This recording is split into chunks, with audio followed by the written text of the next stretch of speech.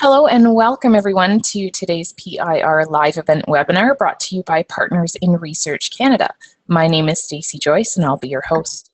Remember that you can ask questions anytime throughout the webinar by using the chat function in Zoom, which is found in the top left-hand corner of your screen. Click on chat, select everyone in the to field, and then type in your question and hit enter.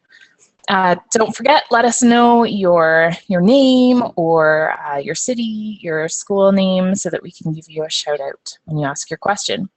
Today's guest is Kelly Hodgins. She is a master's graduate from the University of Guelph and a program manager for the Feeding 9 Billion program now at the University of Guelph. Thank you so much for joining us. I'll let you take it away. All right, thanks, Stacey. Happy to be here.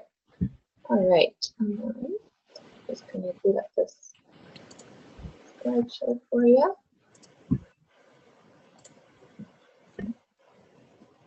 Okay. Everyone can see that? Yes, we can. Awesome. Okay, so thanks everyone. Thanks for tuning in this morning. I'm happy to be here and talking about food waste with you guys. It's an area of interest very close to my heart, and I'm happy to share with you and looking forward to the conversation after this presentation. I'm just going to go through a little short presentation with you and encourage you please to ask lots of questions in the chat box throughout, and then we can have a little conversation after I'm done.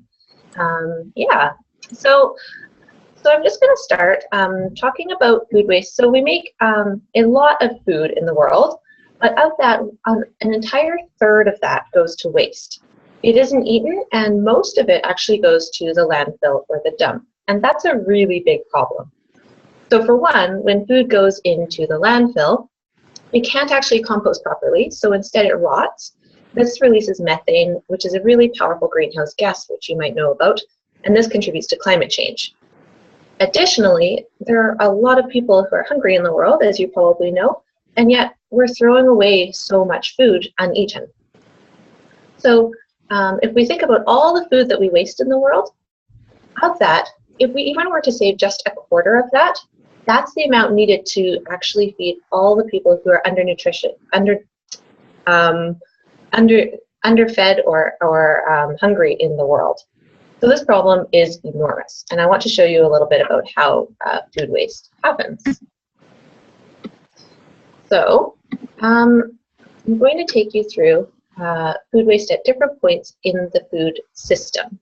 So this graph will depict food waste in total in Canada, and I'll go through this with you throughout the course of the presentation. So first we start off at the farm.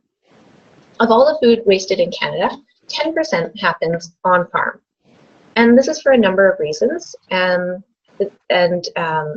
we see food getting produced but never even leaving the farm. So a big reason for that is bad weather.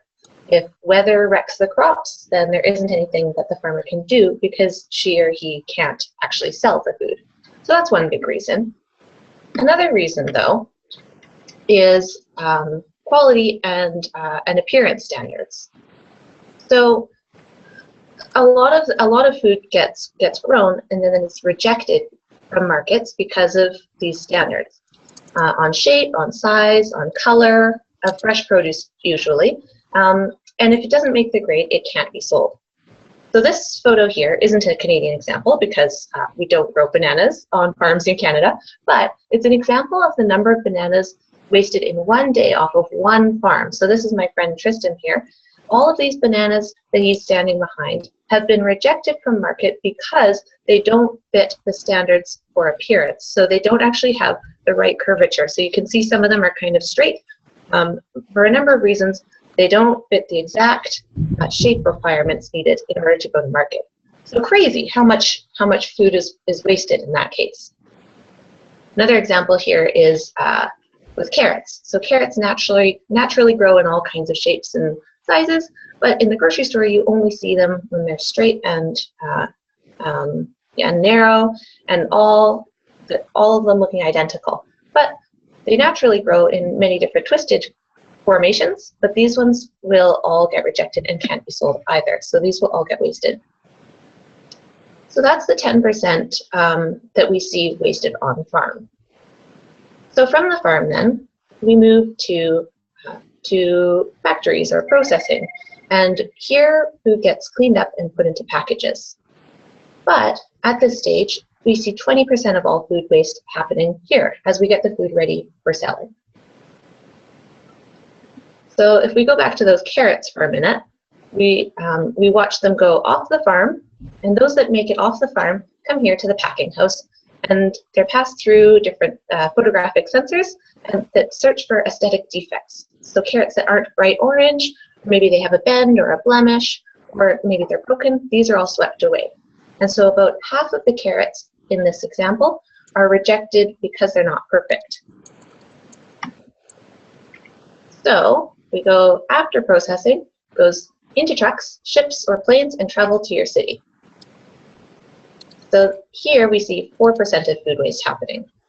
Because sometimes if food is transported into trucks, these are big refrigerators, and if they get stuck in traffic or they break down or a number of different reasons, then the food will go bad, and once it arrives at its destination, it can't be sold. But we move along. Lots of it makes it to its maybe close to final destination, and this final destination might be a restaurant. But at restaurant level, we see a lot of waste happening as well. In fact, 9% of all the food waste happening across the entire chain happens at the restaurant or hotel level. And there's lots of reasons for this. I'm sure you can probably think of some, but maybe there's you who goes to a restaurant and orders some food but then can't finish it all. There's food that's accidentally made, the wrong orders, and then that just gets chucked out because no one wants it. And also, it's just a really big challenge for restaurant owners or hotel owners to know exactly how much food to order, because if they buy too much and people don't eat it, then it becomes waste. And the worst examples of all happen at buffets or fast food restaurants, because food is made there in great quantities and people don't necessarily eat it in a lot of cases. For one example, if we look at McDonald's, say their French fries, if they aren't bought within 7 minutes, then they're considered not fresh enough anymore and they get thrown out. Okay, so if it doesn't go to restaurants, then much of our foods keeps going on those trucks or ships or planes, whatever, and it's delivered to grocery stores. This is where you and your family will come and purchase it. And so the people who run grocery stores know that we are most attracted to food that's in good-looking displays and full shelves. However, when we fill the shelves really full, then fresh foods like fruit and vegetables again, also meat and milk, these all go bad faster. And then once it gets close to going bad, then the store can't sell it. And we see about 10% of all food waste happening at the supermarket level. Here is an example of that. So here's my friend Grant behind a grocery store in Vancouver showing a bunch of hummus that got wasted. So if we look at best before dates, you're probably familiar with best before dates on packaging on food. Those will tell us when food is safe to eat, but oftentimes those are they're dated very carefully. So the food might be dated on a best before date way earlier than it'll actually become bad. So in the case of this hummus, it was all perfectly edible, but the date said it was expired. So all of it had to be wasted for safety reasons, even though technically it could have been eaten for a lot longer.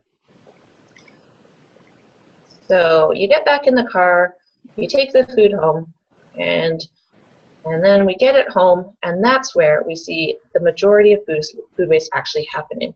So 47% of all the food wasted comes as a direct result of us and our behaviors at home. So that's big. So lots of reasons again for that. And I'm sure you guys can tell me probably more reasons than I could list, but we forget about it, we lose it in the back of the fridge, we decided we don't really want to eat leftovers anymore, and we toss out food far too early because we're afraid we'll get sick from it, such as with the best before dates like I was talking about before. We're really picky. And in North America, we're particularly picky. So on average, each of us individuals wastes about 100 kilograms of food per year. Meanwhile, if we compare ourselves to individuals at home in sub-Saharan Africa or Southeast Asia, our friends over there, only waste about 10 kilograms of food a year, whereas we're throwing out 100 kilograms. So that goes to show kind of how picky we are. So what a shame that after the food has gone through such a long process, it's made it so far from the farm, and then it just goes into the bin. So I want to encourage you to think back through the chain that I've just led you through. So thinking back to the farm level, just take a minute to imagine all of the resources that went into making this food. So if you can think about that, it might be hard, but think of the water that was used to grow the crops and to water the animals and to grow the grain to feed the cows that turned into beef. And the greenhouse gas emissions involved with tractors and factories and transportation, and the gasoline, the diesel, the electricity, human labor, animals' lives, and lots of money that went into creating this food. So think of that along that entire chain that I've just explained to you. And then all of those resources are implicated when we just throw it out into the bin.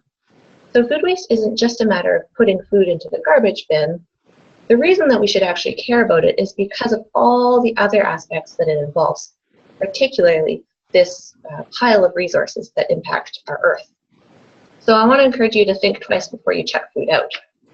Because what we know from our research is that the average Canadian home wastes 4.5 kilograms of food a week. So that's like the size of like a large cat or a small like Dachshund dog. That's that's a fair amount of food that we don't have to be wasting. And of that 4.5 kilograms, 64% of it is what we would consider avoidable food waste. So I want to ask you to think about what constitutes inedible food waste or inedible food at your house. So 64% is avoidable. So the other stuff would be like eggshells or coffee grounds or orange peels, those kinds of things. Like, okay, we don't expect you to eat that. So that's legitimate food waste. But what about carrot or apple or potato peels?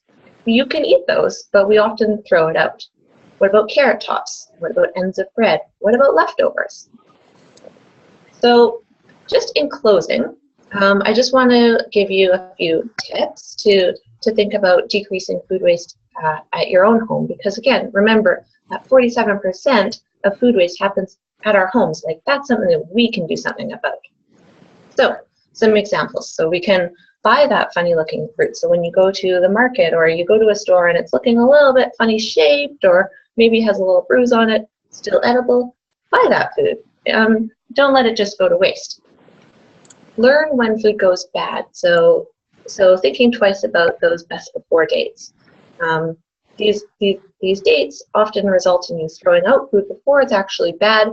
So just use your nose and some common sense and maybe a little taste to check if it's okay, but don't assume that it's spoiled and poisonous on the date that it's marked on the package. Use the freezer. So if you're going away on holiday, did you know that you can just put a lot of your food, bread, milk even, into the freezer so that it doesn't go bad, and then when you come back, you've got lots of food left and it hasn't spoiled in your absence. When you're out at a restaurant, you can request a smaller portion so that you don't have all those leftover fries on your plate at the end of the meal that just go into the bin. Eat your leftovers. That's an easy one, self-explanatory. And then with the scraps that you do have, make sure that you compost them, because when we're talking about, remember at the beginning I was talking about the landfill and the dump.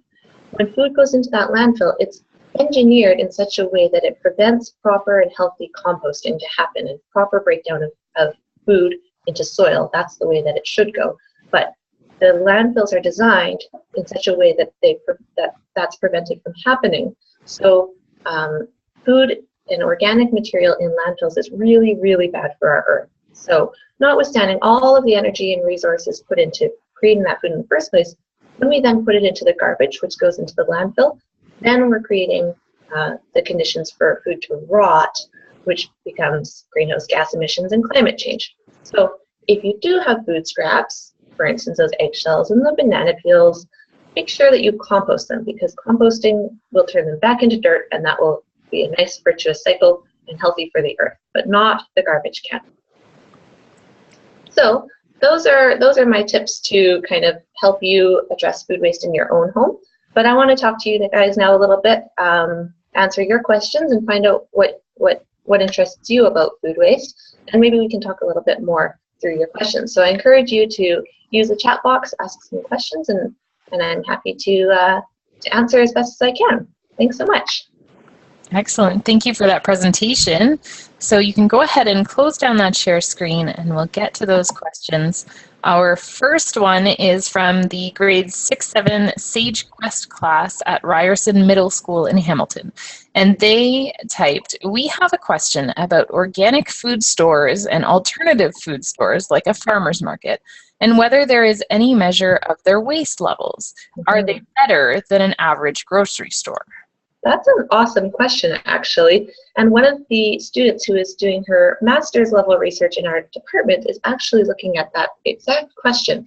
And so she doesn't have specific findings yet on that, but anecdotally, so from based on our observations, and I also sell at a farmer's market, I'm a farmer as well, I can say that, yeah, their waste levels are lower because you see when you go to a farmer's market, you can see that they sell those funny shapen or misshapen fruits and vegetables, and different cuts of meat perhaps, and different things that the strict standards of the conventional grocery store can't accept. So yeah, definitely. And so if you are buying at an alternative food store or a market, definitely support those initiatives and support the farmers who are selling those what we would call seconds, so they're not meeting the perfect grade in terms of appearance. Yeah, buy that stuff because that contributes to less food waste. So yeah, definitely. Perfect. And I can attest also, I was at a farmer's market last weekend and I bought some quirky carrots. Perfect. And my little children loved them. So it's a lot of fun. So we also have a question now from the grade 11s at St. Paul Catholic High School in Ottawa. And they want to know how you got interested in this topic and what post-secondary educational path did you take to get here? Oh, awesome. Yeah, good question for coming out of grade 11 or being in grade 11. Good to be thinking about. So I actually grew up farming and was really interested in food and food security in terms of people's access to food and hunger. And I did a degree in geography, actually, and geography has a lot of room for exploring these topics. And so there's a lot of discussion in geography around food and agriculture. So that's the path that I took, and I did an undergrad in geography, an undergraduate degree, and then I did a master's in geography as well, looking at food insecurity in Canada. And at the same time, I worked on a research project related to food waste. And at the same time, I also worked in my own community on food waste initiatives. So I worked with my local grocery store to reclaim food to bring to farmers for their livestock to eat. So that was a project that I did on the side, and I would encourage that. So not only formal education, that's great, and that takes you certain paths, but also doing things in your own community. So if you can identify opportunities to make change in your own community, that actually goes a really long ways to opening doors and different career opportunities as well. Great. Next question comes from the grade 7 class at Law Field School in Hamilton. And they wanted to know, are certain diets, like vegetarian or vegan, are they better than other diets when it comes to food waste? Okay, so I won't say they're better, but what we do know from the research, because we surveyed a lot of households over the past 3 years, is that people who are more food aware or waste aware result in a lower incidence of food waste. So the families that had someone in their household that was maybe had a severe food allergy, maybe celiac disease, or they were just had chosen to eat a vegetarian or vegan diet, or different dietary restrictions, they were more thoughtful about their food, and as a result, they were also more thoughtful about their food waste. So then we saw a lower level of food waste coming from those households.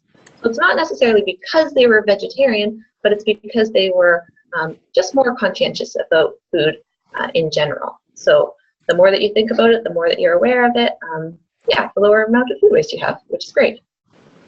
Excellent. So next up, we're talking restaurant waste and grocery store waste. And Ms. McGregor wants to comment that it's her understanding that grocery stores and restaurants are not allowed to give their edible food waste to food banks. Are there any particular policy barriers to this, or are there any ways to change that? Yeah, excellent question. So this is a really tricky one in Canada, and it's very context specific, I would say. So in general, across Canada, we have a federal, so national level regulation or policy called the Food Donor Encouragement Act. And that law states that any organization or business that donates food in good faith, so with the best of intention, healthy, good food, safe food, to the best of their knowledge, if they donate that to a charity, then they are protected under the law from any sort of legal issues. So if anyone gets sick from that, like they're protected because they donated that in good faith. And that's generally a strong policy. However, a lot of organizations are still a little bit fearful or skeptical of that and its ability to protect them. So large corporations maybe don't trust that if something bad were to happen and maybe somebody got sick from the food that they donated, they might not actually be protected. So as a result, even though this policy exists, there are many cases where corporations don't trust it enough, and as a result just say, no, we don't want to donate any food, that's our policy, just to stay safe under the law. So working with those, so different food banks are doing a lot of great work and advocacy to work with those organizations to create good, strong relationships so that everyone feels safe and protected under the law. And then also where that doesn't happen, then we create relationships with farmers so that farmers can at least go and pick up that food and feed it to livestock so that it's not completely wasted. But the best case would be for humans to be able to eat it. Yeah. Okay. Well, I'm feverishly looking through questions here. Everybody's asking lots, which is wonderful. Keep them coming. Great. Yeah. Right now, I have a question from a Frederick Banting student who asks why some areas in Canada are more likely to have more food waste than others.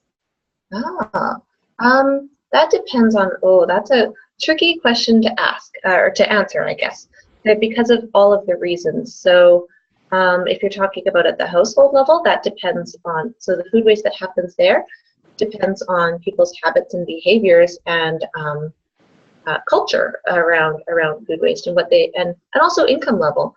But then there's also, also bigger things such as in Canada's north, it takes a long time and very complicated transportation and infrastructure to even get food to northern communities in Canada. So perhaps it can only be flown in or has to take an ice road or a road that's really weather dependent. And by the time that the food gets from, say, Toronto or Vancouver all the way up to a northern community, it may be bad already or half bad. And so there's a lot more food waste happening there, but not by anybody's fault, just because of the difficulties in transportation. So those are some reasons. Okay. Excuse me. Next, we are tying into that idea of locations in Canada that have a colder climate. Mm-hmm. We have a question about a way to compost or some alternative to composting over the winter months when outside is not an option. Absolutely. That's a good question. And where is this question coming from? Do we know? I don't know where this question is coming from, actually. That's okay.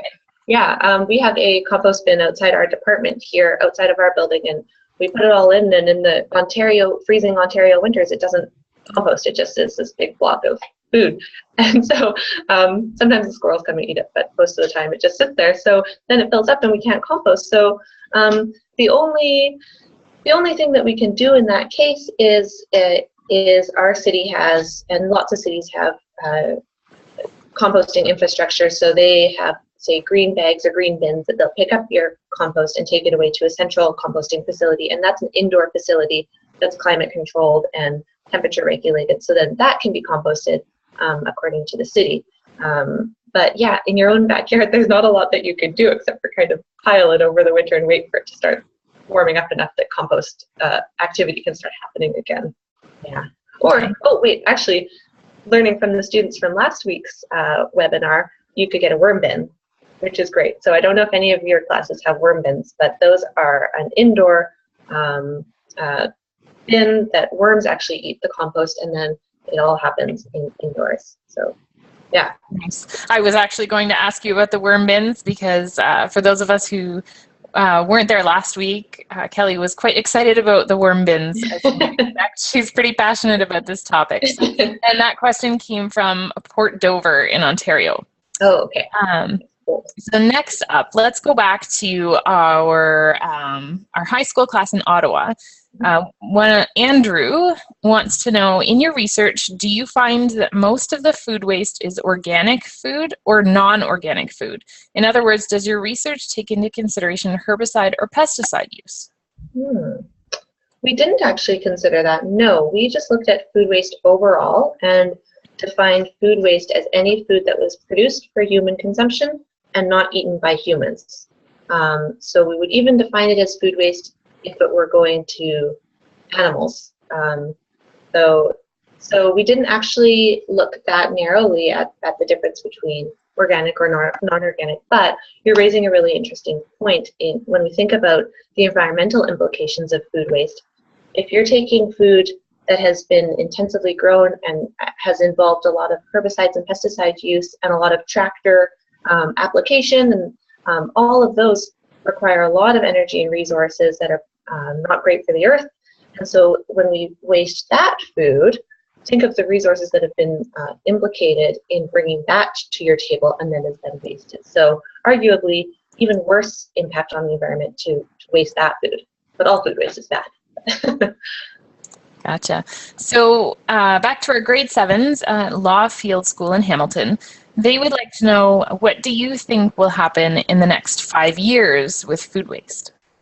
Oh, that's awesome. Great question, you guys.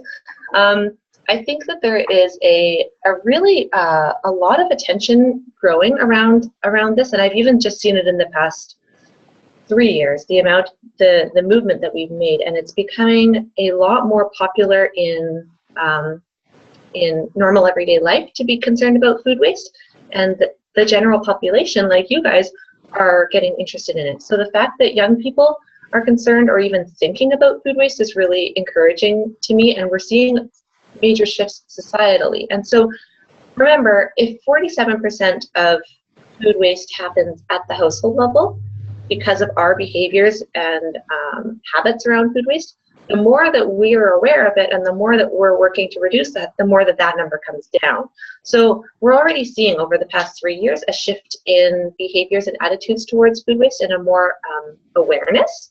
So over the next 5 years, I'm really encouraged and optimistic that we're going to see this level decrease more and more, provided we all stay concerned and active on the issue. Okay. So we have one student who wanted a little bit of clarification. We've talked a lot about fruits and vegetables in particular. Yeah. What about other food waste? The student wants to know if junk food like Pop-Tarts or candy is able to be composted as well. Yeah, way to think outside the box. Yeah, you're right. I did focus a lot on fruit and vegetables because those are the most highly perishable. So those we see wasted the most. But you're absolutely right. Good for you for thinking sort of outside of that sphere that I didn't really touch on too much. Yes, to answer your questions, junk food like Pop-Tarts and candy can be composted. It's all food. I mean, questionable the value of that food nutritionally, but it is still food and organic material, so it can still be composted down. Absolutely. Yeah. Okay. I'm just thinking, it's just making me think about your worm bin or your backyard composter, and if the squirrels or raccoons get into that and start eating your Pop-Tarts again. Preferentially. Might be great. So Frederick Banting was the one that asked you about composting in the winter, and they wanted to comment that they actually compost all winter where they are, and the teacher does it at home too. They still get lots of great compost, and the bin still stays somewhat warm. Oh, So great. it can be done. I've heard that this is tricky though, but if you keep turning it and you've got a good compost heap going, you can indeed do it through the winter. It's just not easy necessarily. Yeah, good for you guys. Yeah, the compost activity itself does generate heat. So provided it's active enough, then that must mean that you guys are doing it right. And I think probably our last question, is it true that food takes longer to spoil if it's local? Joseph wants to know in Port Dover, is it better to eat local? Maybe for that reason. That's a good question. So I think it's too hard to say yes or no exactly to that question. I mean, the fresher you can buy food, the sooner you can get it after harvest, then the longer it's going to last, of course. But it also has so much to do with how and when it's been picked, what time of day. Like if it's been picked in the heat, then it's going to perish faster. How it's been transported, how it's been stored in that time since it's been picked. So many reasons. But obviously, yeah, the fresher you can get food, the longer it's going to last in your home. But there's also things that you can do at home. And I was telling the students last week really quickly. So apples, they release ethylene gas, which is a ripening agent. So don't put apples next to other fruits that you don't want to ripen too quickly. And bananas, when you want them to ripen more slowly, put a little bit of plastic just around the top, the stem, and that'll actually cause them to ripen more slowly as well. So these are some storage tips, and actually we have more on our blog that will give you some ideas about how to store your food better at home. So it's not so much where you buy it, but more about the practices of handling that food and storing it that will reduce the. And where can our viewers find that blog? Oh yeah, that is, we have a website called guelphfoodwaste.com, and that blog entry specifically that I'm talking about is probably a little ways down, but I could send you, Stacey, the link to it, and we could maybe put it on the website so that people can find the specific post I'm talking about. But in general, that blog has a lot of cool content about food waste. Excellent. So I've chatted that out to everyone who's joining us live, guelphfoodwaste.com. And that's unfortunately all the time we have. We're already over time today. Thank you, Kelly, so much for joining us and teaching us quite a bit about food waste today. Oh, it was fun. Thanks so much, you guys, for joining in. We had so many great questions. Next week on PIR Live Event, we're talking about sustainable community development. More information on this and other upcoming webinars is available at pirweb.org. Thanks so much for joining, everyone. Have a great day.